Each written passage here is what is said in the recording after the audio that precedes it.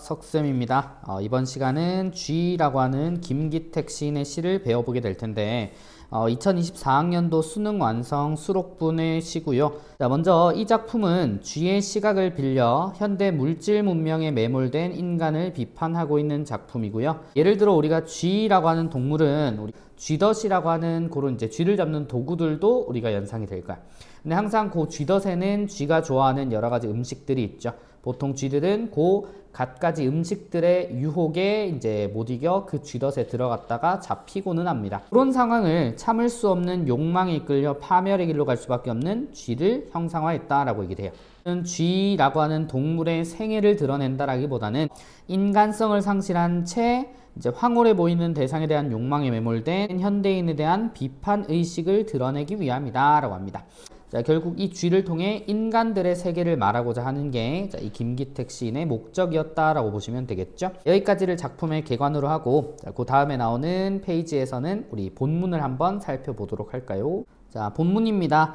먼저 1행을 보시게 될 텐데 구멍의 어둠 속에 이제 정적의 숨죽임 뒤에 불안은 두근거리고 있다라고 하는 구절부터 보겠습니다. 여기서 구멍이라고 하는 요 공간은 보통 쥐가 숨어 들어 사는 공간이기 때문에 공간적인 배경이 되겠죠.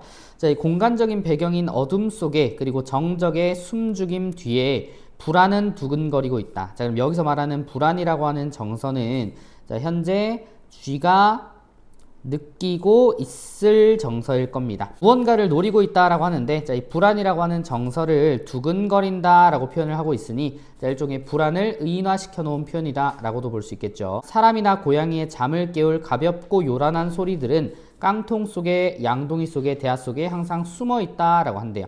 자, 항상 숨어 있다라고 하는 친구는 사람이나 고양이의 잠을 깨울 이 요란한 소리들은 언제든지 날 수 있다라고 하는 거지. 가볍고 요란한 소리들은 일종의 쥐가 느끼는 불안감의 원인이 될 거고요. 자, 이 원인이 촉발이 되면 사람이나 고양이에 의해 쥐가 충분한 위협을 받을 수 있을 그런 상황으로 보여. 자, 그 불안한 심정을 가지고 살아가는 쥐의 심정이 드러납니다. 행으로 가시면 어둠은 편안하고 안전하지만 굶주림이 있는 곳이라고 얘기를 한대. 어둠이라고 하는 요 구멍의 공간이죠.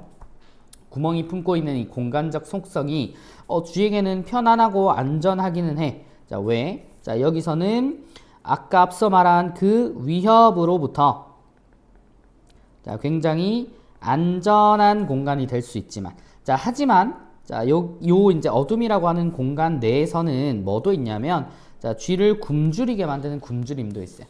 자, 결국 이 구멍 속이나 어둠 속에서만 살아가면 쥐는 이제 자신의 배를 채울 수가 없게 되니까 어둠은 편안하고 안전하지만 굶주림이 있는 곳으로 묘사가 됩니다. 자, 그래서 이제 쥐는 이 구멍 밖을 나와 밝은 세상으로 나올 거예요. 자, 그래서 몽둥이와 덫이 있는 대낮을 지나 이제 아까 위협 요소가 될 수 있다라고 했던 친구들을 조금 표현을 해보면 우리 아까 사람이나 고양이라고 하는 시험. 자, 가볍고 요란한 소리들은 그 원인이 될 수 있다 그랬죠. 자, 그리고 몽둥이와 덫.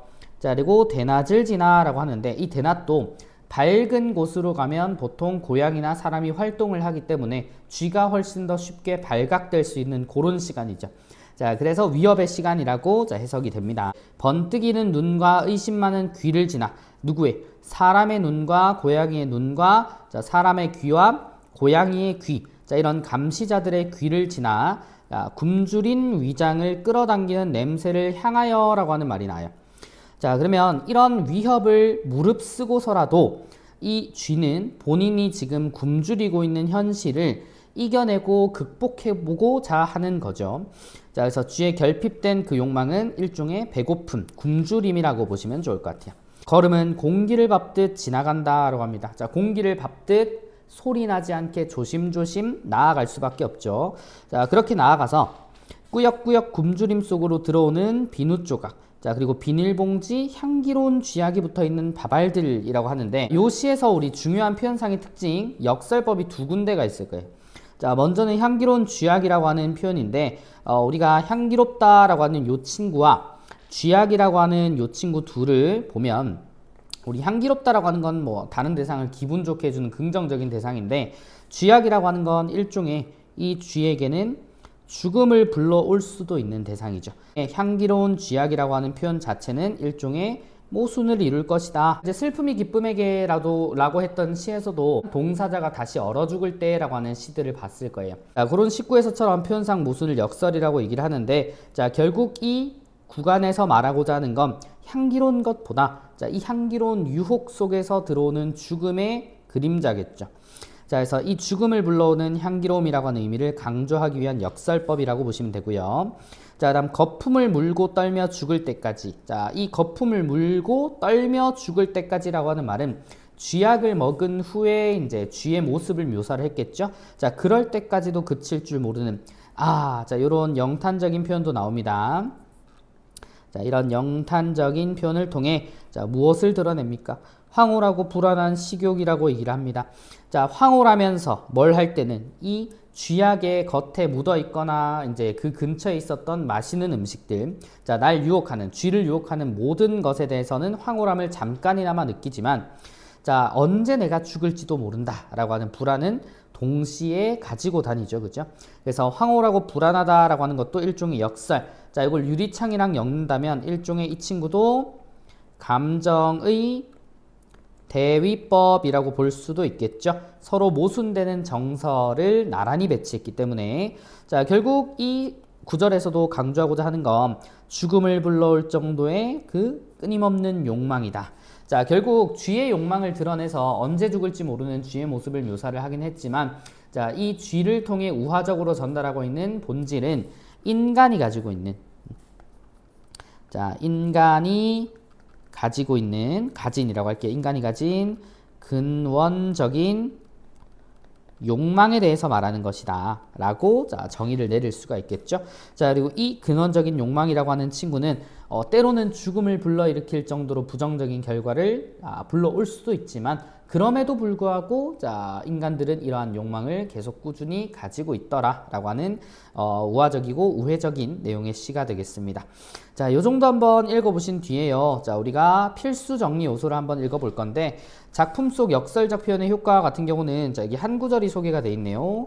자, 황홀하고 불안한 식욕과 같이 긍정 내지 부정적 요소가 동시에 한 시어를 수식하고 있다면 이걸 역설이라고 하는데, 작가는 이 표현을 통해 긍정적이고 부정적 요소의 의미를 뛰어넘는 진실을 드러냅니다. 즉, 이 작품에서는 향기로운 듯 우리를 유혹하는 현대 문명들이 결국 우리의 삶을 망치고 있다는 진실이다 라고 합니다. 자, 그럼 여기서 현대 문명들이라고 하는 친구는 우리를 유혹하는, 자, 아까 우리 향기로운이라고 하는 부분이랑 연결이 된다면, 자, 우리의 삶을 망치고 있다라고 하는 거는, 자, 그 향기로운 쥐덫에 의해 쥐가 죽음을 맞이하는 상황을, 자, 드러낸 거겠죠. 이러한 우화적인 표현과 더불어 역설적인 표현을 잘 사용하고 있는 시라고 하죠. 자, 여기서 알레고리라고 하는 용어가 나오는데, 자, 이 알레고리는 뭐 풍자나 반어, 역설 등에서 자주들 쓰입니다. 자, 읽어보면요, 시적 주체가 쥐의 입장이 되어 인간사의 모습을 드러내고 있기에 우화적 표현 또는 알레고리. 자, 그러면 여기서는 우화적인 표현을 알레고리라고 하는 의미로 쓰고 있죠. 자, 쥐의 식욕을 채우기 위한 행위가 결국 쥐의 생명을 앗아가듯, 자, 말 그대로 모순적인 상황이 있듯 현대 문명이 만들어낸 수많은 욕망의 대상들을 채우기 위한 것을 삶의 방향과 목표로 삼을 때 결국 인간성을 상실하거나 현대 문명으로서 우리가 편의성을 얻을지언정, 자, 결국엔 인간성을 상실하거나 피폐한 삶을 살게 됨을 드러내고자, 자, 요걸 비판하고자 한 것이 이 시의 목적이었다라고 합니다. 자, 다음 3번은요.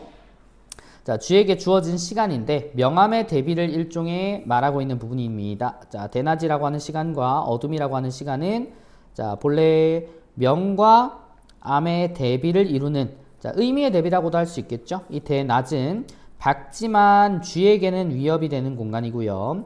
자, 어둠 같은 경우는 이제 위협이 되는 대낮의 공간과는 다르게 안정을 줄 수 있지만 추가로 굶주림이라고 하는 것도 줄 수 있죠.